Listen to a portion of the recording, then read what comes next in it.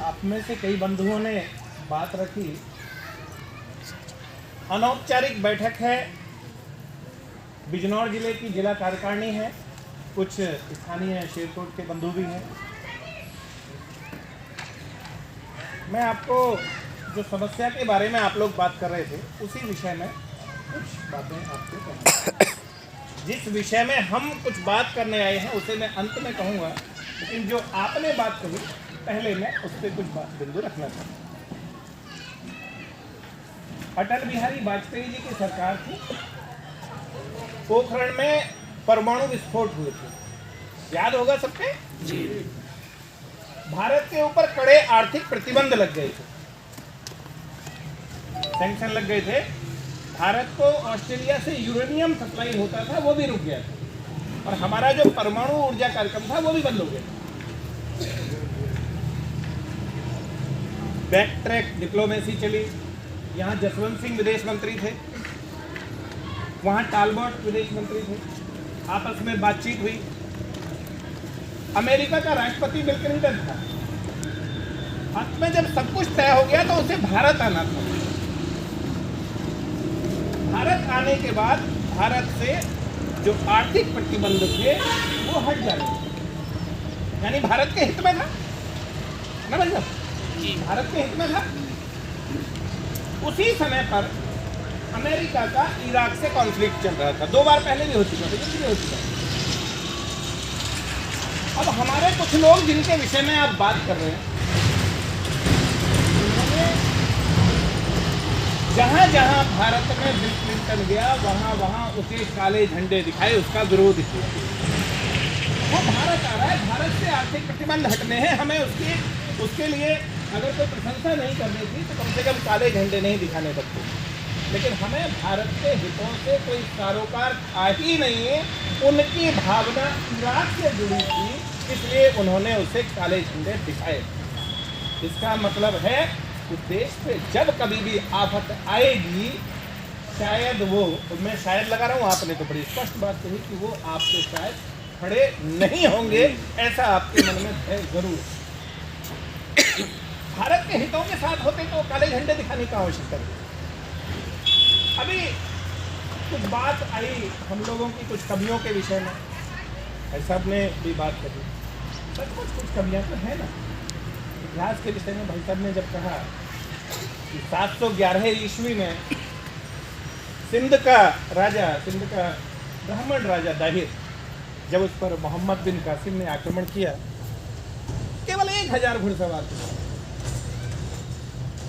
और जब आक्रमण हुआ तो हमारे किसी अन्य राजा ने उसका साथ नहीं दिया। हम 1300 वर्ष पहले भी ऐसे थे, हम आज भी ऐसे थे। अगर अपने किसी भाई के ऊपर कोई आफत आती है तो हम उसके साथ खड़े नहीं होंगे, भले ही खराब लगे बात, लेकिन है सत्य।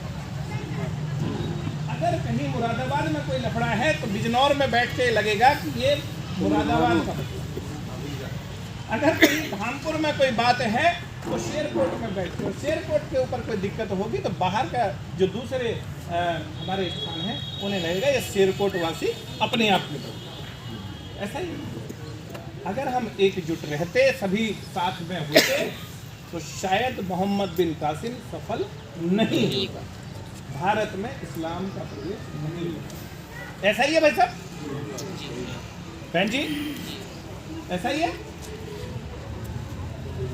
अभी किसी ने कहा कि नहीं हमें कुछ करना पड़ेगा, हमें कर्म करना पड़ेगा, ये बात सच है, हमें कर्म करना पड़ेगा। कर्म न करने का परिणाम क्या होता है?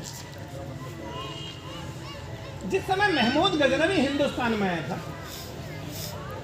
सोमनाथ के मंदिर तक पहुंच गया, लूटते लूटते लूटते वो सोमनाथ के मंदिर तक पहुंचा। सोमनाथ में मंदिर प्रांगण में मेला लगा हुआ, 1.25 लाख श्रद्धालु मौजूद थे, वो 5000 आता था इससे।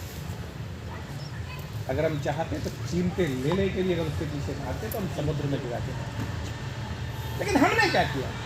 हमने उनका प्रतिकार नहीं किया। 1.25 लाख हिंदू, सभी जाति सभी वर्गों से थे, उनके मन में क्या था?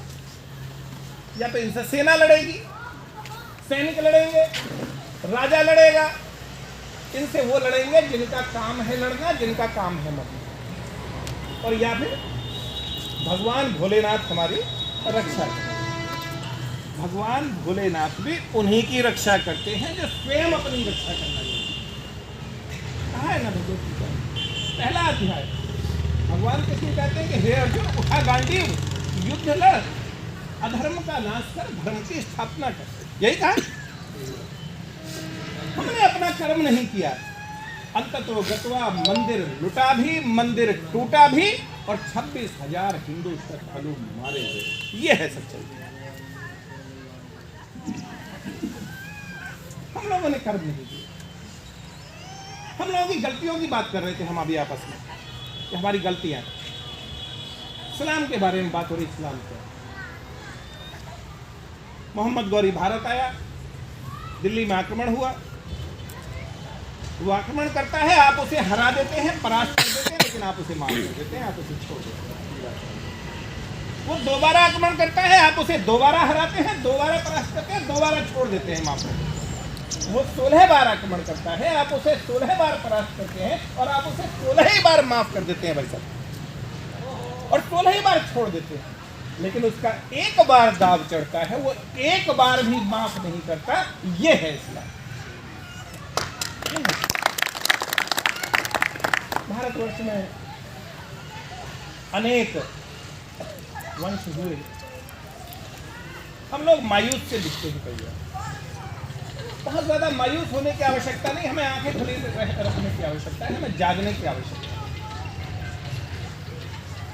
हम लोग तो उन पूर्वजों के संतानें हैं जिन्होंने अपना सब कुछ बलिदान कर दिया, तमाम अत्याचार सहे। दुनिया भर के वंश, तुगलक वंश, खिलजी वंश, गुलाम वंश, लोदी वंश, Taimur lung, Genghis Khan, Mughal, Babar, Humayun, Akbar, Jahangir, Shahjahan, Aurangzeb, Shah Alam, होते होते बहादुर शाह जफर, ये तमाम इन लोगों के अत्याचार सहे हैं 1200 वर्ष के अंदर। तमाम तरह की समस्याओं को झेला है, लेकिन फिर भी उन्होंने अपने आप को हिंदू बचा के रखा। अगर हम आज यहाँ हिंदू बन के बैठे हैं तो हमें धन्यवाद करना चाहिए अपने पूर्वजों के। लेकिन सचमुच बात ऐसी है क्या, हम हिंदू हैं क्या? और हाँ, एक बात, जब मैं हिंदू कहता हूं तो हिंदू का अर्थ यहाँ सनातन से है, जिसमें हिंदू भी होते हैं, जिसमें जैन भी होते हैं, जिसमें सिख भी होते हैं, जिसमें बौद्ध भी होते हैं। और 72 अर्थों में तो भारत के बारे में, भारत की पुण्य भूमि के बारे में सोचने वाले पर्शियन भी आजकल आपके ही एक तरह से भारतवर्ष।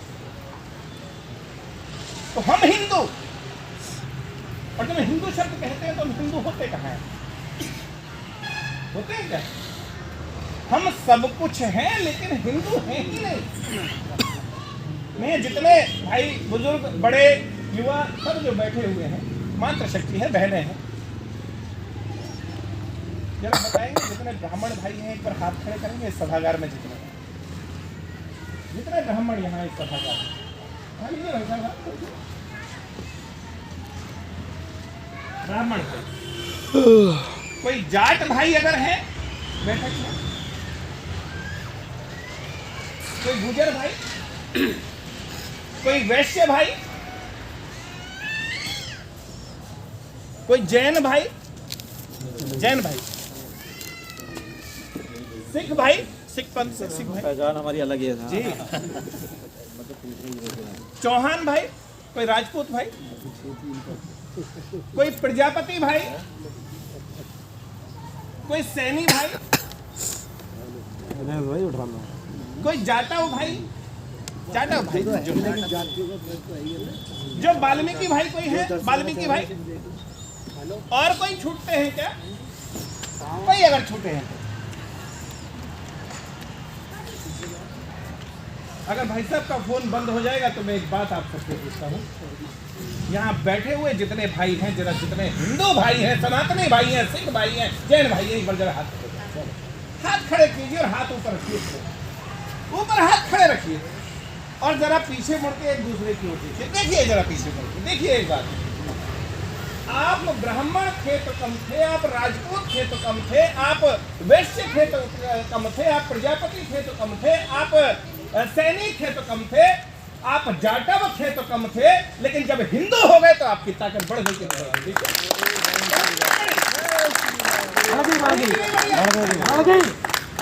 यही है इस्लाम की ताकत का राज। उनमें भी 72 बिरादरियाँ होती हैं, शेख सैयद चौहान तेली समूली कितने, लेकिन आपके लिए ठोक के वो एक मुसलमान होते हैं, इस्लाम होता है। हम लोग अलग अलग होते हैं।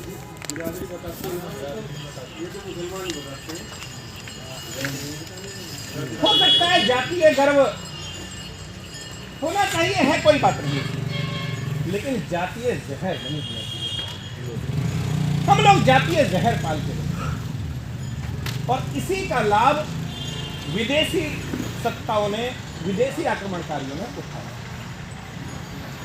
हम सब अगर आपस में जातियों में विभक्त ना होते, एक दूसरे के खून के प्यासे ना होते, तो शायद ये समस्या नहीं होती।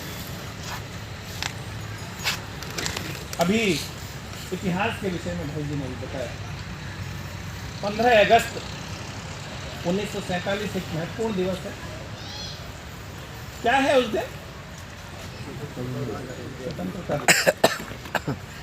आसानी से मिल गई थी, लेकिन हम तो ये पढ़ते हैं कि दे दी हमें आजादी बिना खड़ग बिना ढाल, अमुक अमुक संत आपने कर दिया था। हमारा किसी संत से कोई द्वेष भावना नहीं है, लेकिन समस्या जब आती है तो हम कहते हैं कि दे दी हमें आजादी बिना खड़ग।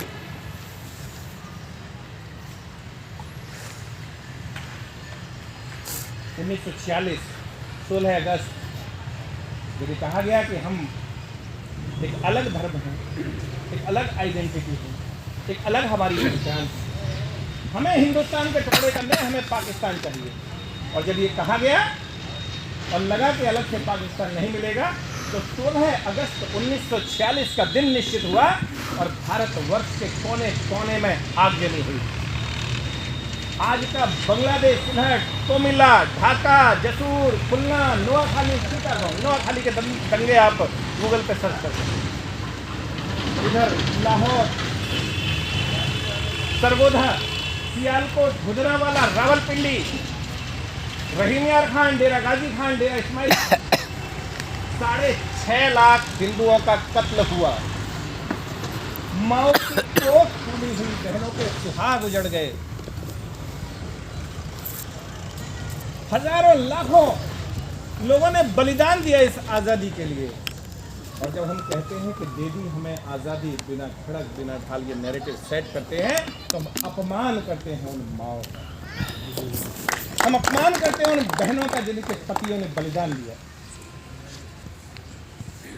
अपनी किताबों में पढ़ाते हैं अकबर द ग्रेट, अकबर महान। कितने लोगों ने पढ़ा है अकबर महान किताबों में? जिन जिन लोगों ने पढ़ाई करी है सभी ने पढ़ा होगा। एक बार हाथ खड़े करें, जिन जिसने पढ़ा एक बार हाथ खड़े करें। अकबर महान।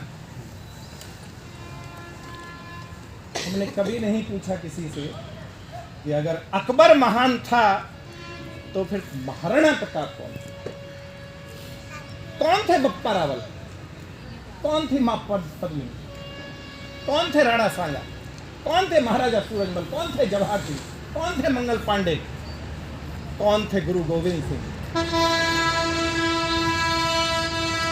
अगर वही महान थे, इनके बारे में तो कभी बातचीत नहीं की हमने किसी किताब में नहीं पढ़ा है। अपने बच्चों को दीवार में चिनवा देना, खोलते हुए कढ़ा में खाल उतर जाना, हम लोगों ने कभी इस विषय में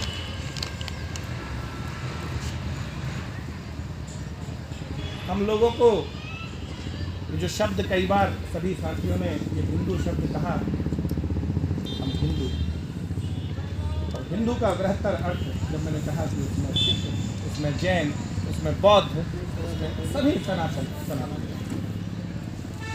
जरा सोच के देखिएगा, पूरे भारतवर्ष में, पूरे उत्तर प्रदेश में, और उत्तर प्रदेश के साथ साथ पूरे पश्चिम उत्तर प्रदेश में जितने मुकदमे अदालतों में लंबित हैं, मात्र 2% मुकदमे हिंदू और इस्लामिक लोगों के बीच। सारे के सारे मुकदमे आपके अपने बीच हैं, आपके आपस में झगड़े हैं, आपके आपस में मुकदमे लगे हैं। ये बात नहीं है? आपस में मुकदमे हैं। क्या हम ये तय कर सकते हैं? आप मुझे बताइए कितने लोग हैं जो विभिन्न विभिन्न संगठनों से जुड़े हुए हैं? एक बार हाथ खड़े करें। बहुत सारे संगठनों से जुड़े होंगे आप, जो संगठनों से जुड़े हैं। जितने भाई यहाँ हिंदू संगठनों से जुड़े, जरा एक बार हाथ खड़े करें। हिंदू संगठन, क्या हम ऐसा नहीं करते कि अपने जो हिंदू संगठन हैं हम उन्हीं के बारे में गलत बातें करते हैं? ये उसका है, उसकी पद्धति ये है, हम उसके विचारों से सहमत नहीं हैं, हम उसके तरीके से सहमत नहीं हैं, हम उसकी शैली से सहमत नहीं हैं, हमें वो ठीक नहीं लगता है। क्या हमें ये संकल्प नहीं लेना चाहिए आज के दिन कि आज के बाद, आज 13 जनवरी है और 13 जनवरी वीर जी बता देंगे क्या है?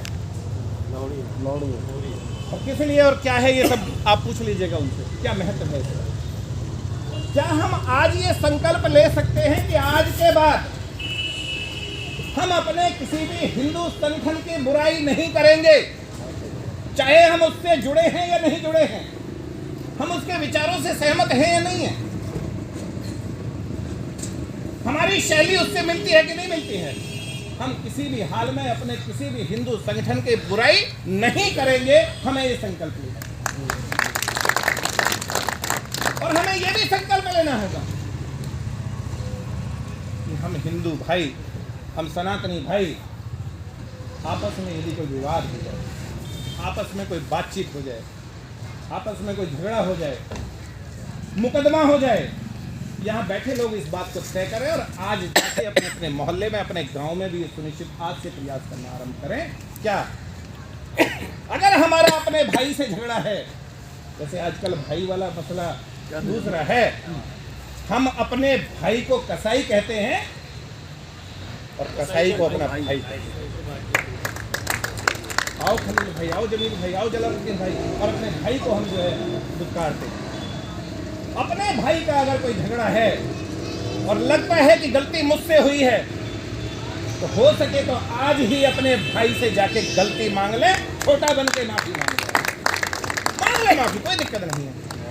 और अगर लगता है कि गलती सामने, वैसे अक्सर ऐसा ही लगता है, अगर लगता है कि अपने सामने वाले भाई की गलती है तो बड़ा दिल करके उसे माफ कर दें। आप देखिए कैसे हिंदू यूनाइट नहीं होता, निश्चित रूप से हिंदू इकट्ठा हो जाएगा। कर सकते हैं क्या हम ये? जो इस काम को कर सकते हैं कि आज से मैं अपने भाई के प्रति, अपने सनातनी भाई के प्रति द्वेष नहीं रखूंगा और यदि है तो उसे समाप्त करूंगा, और अगर किसी और का है तो मैं उसे सुलझाने में मदद करूंगा। जो इस बात से सहमत है एक बार हाथ खड़े कर, ईमानदारी से। जो नहीं कर सकते वो ना करें, अगली बार बैठ के बात हो जाएगी। समाप्त कर सकते हैं क्या अपने भाई से झगड़ा? हमें समाप्त कर। मैं हूँ सुधारण, मैं 4 भाइयों का भाई हूँ, एक जगह खाना बनवाता हूँ। Very good. और सबसे बड़ा हूँ, मेरे बच्चे सर्विस पे हैं। तीनों भाइयों के बच्चों को बराबर ज़मीन खरीदने में हिस्सेदारी करते हैं लगातार करना होगा। और मेरे गाँव में आप आइए, स्वागत है। आपको पता लगेगा मेरे गांव की एक भी रिपोर्ट थाने में नहीं है। बहुत अच्छा, सारा समाधान गांव में है। और मैं गांव का प्रधान भी नहीं हूँ, लेकिन सामाजिक व्यक्ति के नाते लोगों को रोकता हूँ और वहीं बैठा कर समझाता हूँ। बताता हूँ कि अगर रुपए देने हैं तो यहीं किसी संस्था में दे दो। पुलिस वालों को देने से क्या लाभ होगा?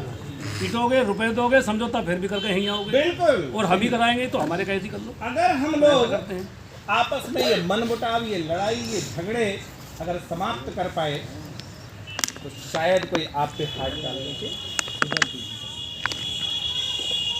और वैसे भी जब धर्म राष्ट्र की बात आती है, लोग जो प्रश्न करते हैं, हम उन प्रश्नों के सवाल खड़े करते हैं, उनको जवाब देने आने चाहिए और आने पड़ेंगे।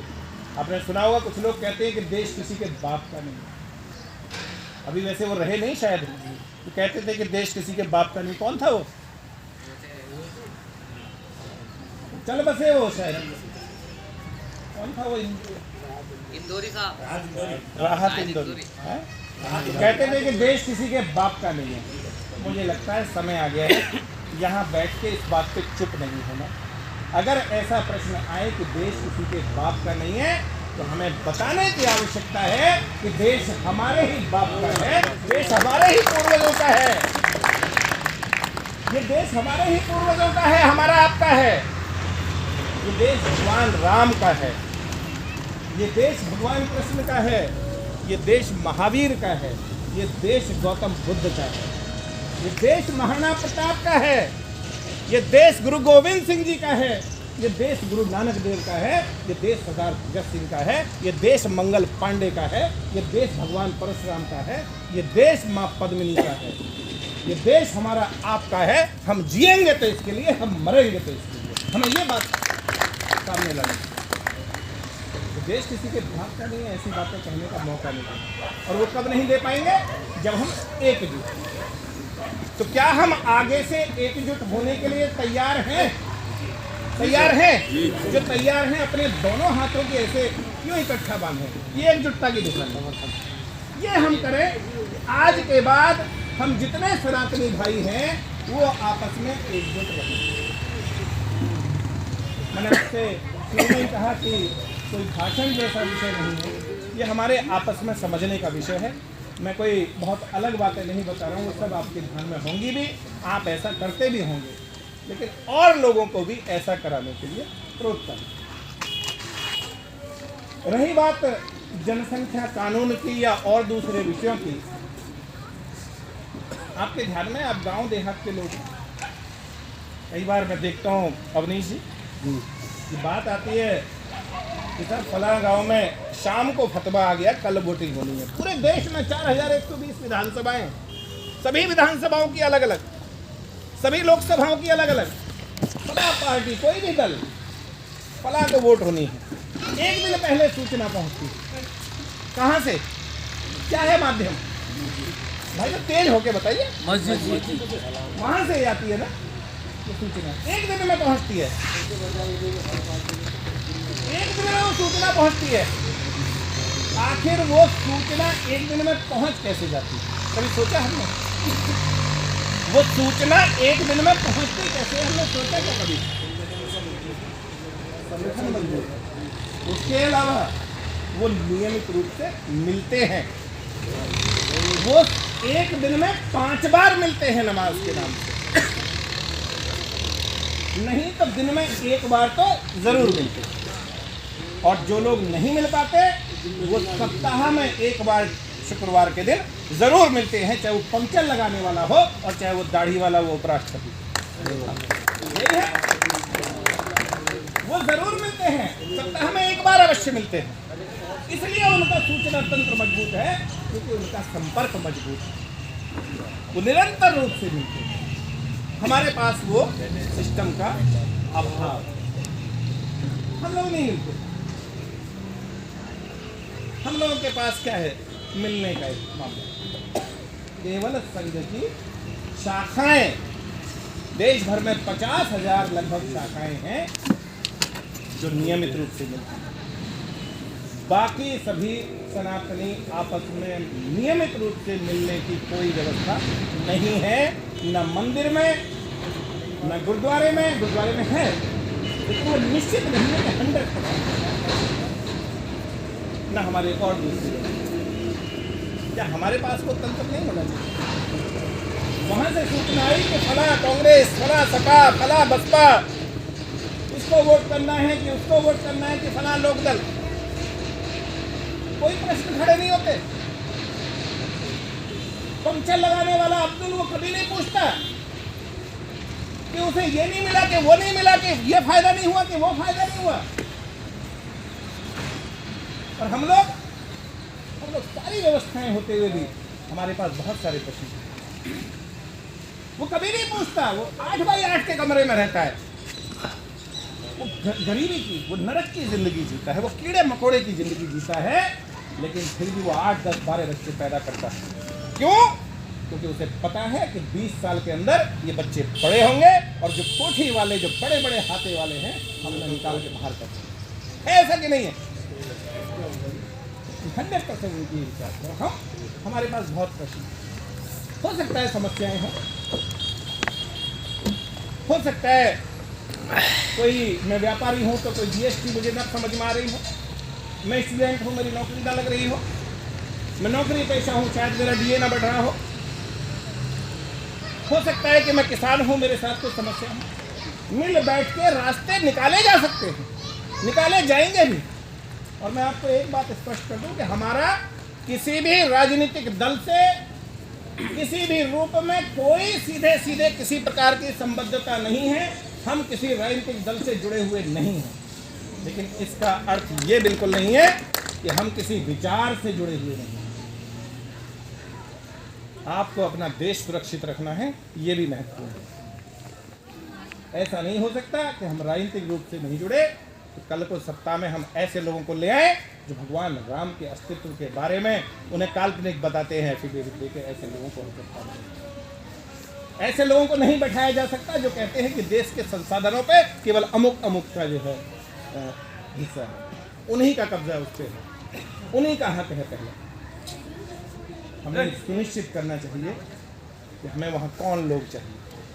हमें वो लोग चाहिए जो एक झटके में 370 को उखाड़ के फेंक देते हैं, जो 3 तलाक को खत्म कर देते हैं। हमें ऐसे लोगों को यहाँ रहना, हमें पसंद आते हो या ना आते हो, भाई जी बाद में लिख लेना, हमें वो पसंद आते हो ना आते हो, लेकिन ये सुनिश्चित करना है जो सीए लेके आते हो, जो पाकिस्तान और बांग्लादेश और हमारे जो अफगानिस्तान में प्रताड़ित हिंदू थे, जो 26-27% से आज वहाँ 2% के आसपास रह गए हैं, उन भाइयों को अपने देश में आने के लिए जब सीए उनको अधिकार दिया गया तो ऐसे लोग चाहिए जो सीए को वहाँ लागू करने के लिए आंख बंद करके काम करें। रामलला प्राकट्य, भगवान राम की अभिषिक्त भूमि 500 सालों से आज वहाँ भव्य भगवान राम का मंदिर बन रहा है। मैं समझता हूँ ऐसे लोगों को छोटी मोटी कमियों के बावजूद यदि कोई गलती हो भी जाए तो भी हमें उन्हें आंख बंद करके समर्थन कराना चाहिए। ये भी आवश्यक है, ये भी बहुत आवश्यक है, हमें ध्यान रखना पड़ेगा। अभी बात थी कि ये लोग किस प्रकार बोलते हैं, ये नियमित रूप से 95 वर्ष की लगातार तपस्या, लगातार यात्रा, उस यात्रा के बाद आज ये संभव हो पाया है कि 50,000 शाखाएं देश में लगती हैं। औसत संख्या 10 यदि माने तो 5 लाख हमारे लोग नियमित रूप से मिलते हैं। 5 लाख लोग पूरे देश में। ये बात अच्छी है कि बुरी? बहुत अच्छी बात है कि 5 लाख लोग मिलते हैं, लेकिन 115 करोड़ सनातनियों के देश में केवल 5 लाख लोग मिलते हो तो ये बुरी बात है। क्या हमें ये सुनिश्चित नहीं करना चाहिए कि हम भी नियमित रूप से मिले? हम भी नियमित रूप से मिले, हमें ये भी सुनिश्चित करना चाहिए। अभी पिछले दिनों जनसंख्या समाधान फाउंडेशन की एक बैठक हुई, 12 राज्यों से लोग आए। अवनीश चौहान जी भी उस बैठक में थे। केंद्रीय 2 दिवसीय बैठक थी। केंद्रीय मंत्री गिरिराज सिंह, राष्ट्रीय स्वयंसेवक संघ के राष्ट्रीय कार्यकारिणी सदस्य माननीय इंद्रेश जी भाई साहब, जो जनसंख्या समाधान फाउंडेशन के मुख्य संरक्षक भी हैं, वह स्वयं थे। और राज्यों से लोग आए हुए थे। सबने मिलकर तय किया कि जनसंख्या समाधान फाउंडेशन ये तय करेगा कि पूरे भारतवर्ष में आरंभ कम लोगों से हो सकता है लेकिन अंत बड़ा होगा। पूरे भारतवर्ष में जो लक्ष्य है वो ये है कि पूरे भारतवर्ष में 6,65,000 गांव हैं, 741 जिले हैं, 4,000 से ऊपर तहसीलें हैं। हर जिले में, हर तहसील में, हर गांव में हम लोग मिलना शुरू करें। कम से कम सप्ताह में एक बार तो प्रारंभ में शुरू करें, रविवार के दिन, यथासंभव रविवार के दिन, क्योंकि उस दिन अपेक्षाकृत अधिक लोग इकट्ठे होते। रविवार के दिन 10 बजे से 11 बजे तक हम अवश्य मिलें, किसी चौक चौपाल पर, किसी मोहल्ले में, किसी मंदिर प्रांगण में, किसी स्कूल में, किसी पार्क में, वरना किसी भाई के घर या घेर में हम मिल सकते हैं। जिस प्रकार वो मिलते हैं क्या हम मिल सकते हैं? और यदि मिल सकते हैं तो हाथ खड़े करेंगे। इस 7 फरवरी से जो हम प्रारंभ करने जाते हैं साप्ताहिक मिलन कार्यक्रम, उसमें हम उस दिन मिलने जा रहे हैं। आप सब लोग ये मिलन कार्यक्रम करेंगे? क्या इससे बात बन जाएगी? जिला तो बहुत बड़ा है, सभी माननीय कार्यकारिणी सदस्य हैं, पूरी जिला कार्यकारिणी बैठी है, इससे बात बन जाएगी क्या? जिले भर में मुझे लगता है 300 से ऊपर गांव तो होंगे या नहीं? लगभग कितने? के 24 चार 4,372 4,372 गांव, बड़ा जिला। क्या हमें ये तय नहीं करना है कि हम लोग जो आपस में बैठे हैं फिर से उस दिन ना बैठ जाएं? हम लोग अपने अपने क्षेत्र में, अपने अपने मोहल्ले में, अपने अपने स्कूल में, अपने मंदिर में, अपने गांव में हम अलग से बैठे हैं। क्षेत्र के कुछ लोगों को इकट्ठा करें, कम से कम 10-5 लोग हों, अधिक से अधिक हम कितने भी कर पाएँ, हम सबको बैठाएं, उनसे बातचीत करें। जनसंख्या नियंत्रण कानून क्यों आवश्यक है, किस लिए आवश्यक है, इस विषय पर चर्चा। अंत में कोई भी भाई कुछ बैठक के अंत में पूरे विषय को निचोड़ के सारी व्यवस्था आपको बाद में बता दी जाएगी। और फरवरी के 26 फरवरी जो अंतिम शुक्रवार है महीने का, प्रत्येक महीने के अंतिम शुक्रवार को देश भर के सभी जिला मुख्यालयों पर, सभी तहसील हेडक्वार्टर, प्रधानमंत्री भारत सरकार के नाम ज्ञापन देना है। वहां पर इकट्ठे हो सकते हैं, मीडिया भी बुला सकते हैं, सब लोग इकट्ठे होकर जा सकते हैं, भारत माता की जय बोलते हैं। ये काम हम करते हैं। क्या हम ये कर पाएंगे 26 फरवरी का शुक्रवार, अंतिम शुक्रवार, और उसे लगातार करना चाहिए। मेरा आप सबसे निवेदन है कि हम सब लोग इस बारे में अपने अपने गाँव में चर्चा करें, बातचीत करें और ये साप्ताहिक मिलन आरंभ कराएं। किसी भी संगठन से जुड़े हों अपने भाई, किसी भी दल से जुड़े हों, किसी भी राजनीतिक विचारधारा के हों, यदि वो अपने भाई हैं तो उन्हें बुलाएं, बैठाएं, समझाएं और साथ लेकर चलें, साप्ताहिक रूप से मिलें, नियमित रूप से मिलें। ये हम ये मेरा अंत में एक क्षमा के साथ मैं अपनी बात और समापन के समय कहना चाहूँगा। आपने व्यवस्था ऊपर की थी बैठने की, पुष्प गुच्छ भी हैं, मालाएं भी हैं, सारी व्यवस्था थी आपकी स्वागत की, वो सारी धरी रह गई। इस बात के लिए क्षमा प्राप्त कीजिए। दरअसल हम लोग मालाएं, स्वागत न तो मालाएं पहनते हैं न पहनाते हैं। माँ भारती लंबे समय गुलाम रही है। 73 वर्षों में स्थितियाँ बहुत बदल गई हैं।